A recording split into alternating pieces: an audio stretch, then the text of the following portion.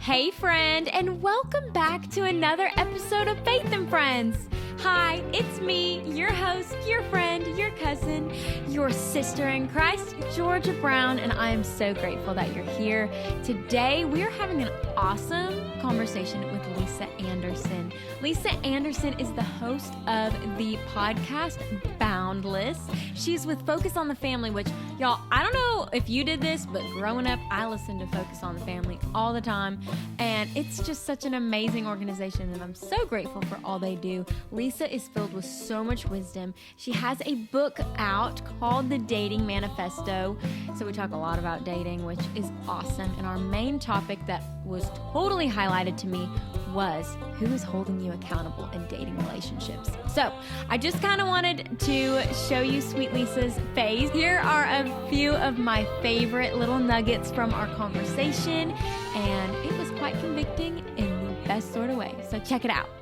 You want to look for trajectory, okay? Because again, when we're talking about all these outliers and people are like, what kind of guy should I date? Or what kind of girl should I date? And I say, look, is this person heading in the right direction? Do they have their head on straight, and are they growing in their faith and in maturity? Because lots of women will come to me and they'll say, well, Lisa, I want to marry John Piper, or I want to marry, and they're going to pick some like Right. theologian. I want to marry Tim Keller. I want to marry Francis Chan, whatever. Okay. Well, let me just tell you that John Piper wasn't John Piper when he was 23 years old. Okay. Right. He was probably some jerk idiot who was still young, still immature, still growing, but God had his hand on him and he was open to the influence of the Holy Spirit, and he was moving in that direction. So that now, bless his heart, at 70, whatever, he is John Piper. Okay. And he has the wisdom and the maturity that he needs. So I often say, don't get unrealistic expectations in the sense of, oh my goodness, it has to be this guy who's like written books and is a theologian and is perfect and whatever. That guy doesn't exist. But at the same time, you also, everyone is going to settle in a relationship. Okay. Again, there's no one that's perfect. You're going to settle on some things, not on the non-negotiables, but you're going to settle. But no one has to sign up for a mess. Okay. And I would love to go to a tree and take oranges and tape them on there and make it look like I'm fruitful. But that is not how trees grow. Trees grow from within. And so me staying plugged into Jesus is the effort that I have to make every day, to trust him, to give him my fears about relationships, about people who are disappointing me, about the culture around me. And then out of that, he's going to grow me and he will produce the fruit. And so is okay. Well, Lisa, draw me some lines. Give me some lines here for my relationship. How far can I go? What can I do? What shouldn't I do and stuff? And I'm like, look, first of all, here's the deal. If you're going to want to sin, if you're going to choose to sin, first of all, that sin is starting in your head. It's not starting in your hands. It's not starting when you're under a blanket with your boyfriend. You are deciding in your head that what you want is bigger and better than what God has for you. Okay. So that's where you have to start. The battle has to start in your head, because from your head, it's going to go to your heart.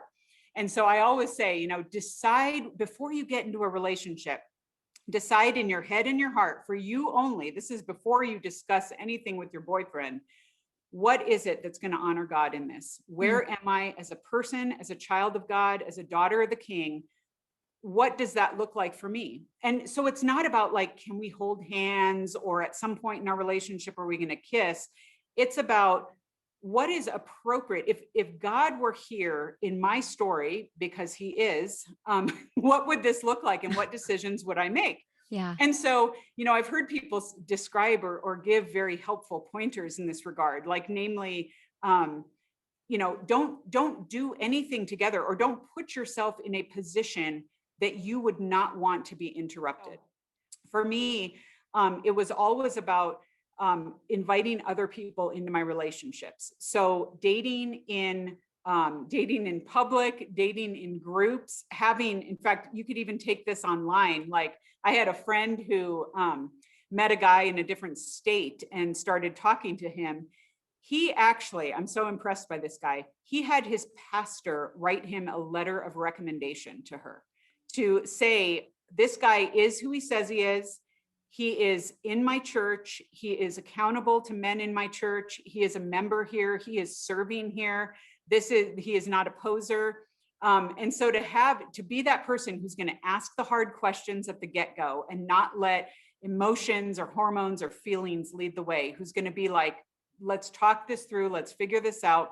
And so putting up those appropriate head, heart, and physical boundaries are going to allow you to look at your relationship more objectively from the get-go and really be willing to say, again, this person, until I am married to this person, this is a brother in Christ. If this relationship crashes and burns, would you two be able to sit next to each other in church? Would you be able to sit next to each other in the same small group and still be able to relate to one another with honor, with respect, with dignity? And that's kind of how you want that relationship to play out, because you don't want this to be like, this thing went down like a divorce. We were sleeping together. We were way too emotionally connected and involved. Yeah. We were enmeshed with each other's families. That's a marriage. That's not dating. That's a marriage.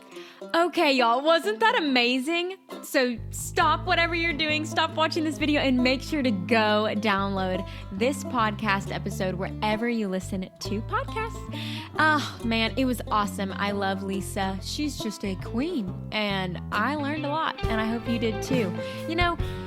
I could have used that advice when I was 16, 17, even now. It is so applicable. Who is holding you accountable in your dating relationships?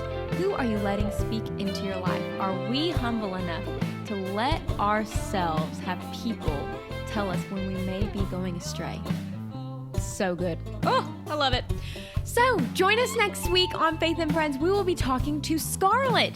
Scarlett is the author of Lifeway's newest study called Anxious, and it's the study that I'm going through with my local ladies here in town, and you should totally get that study. So we'll talk about it more next week. So for now, we have a lot to digest with the conversation we just had with Lisa. So I love you. Oh, you're so awesome, so special. Friend, there is a song on your heart only you can sing. Your voice is so important, and I will see you next week.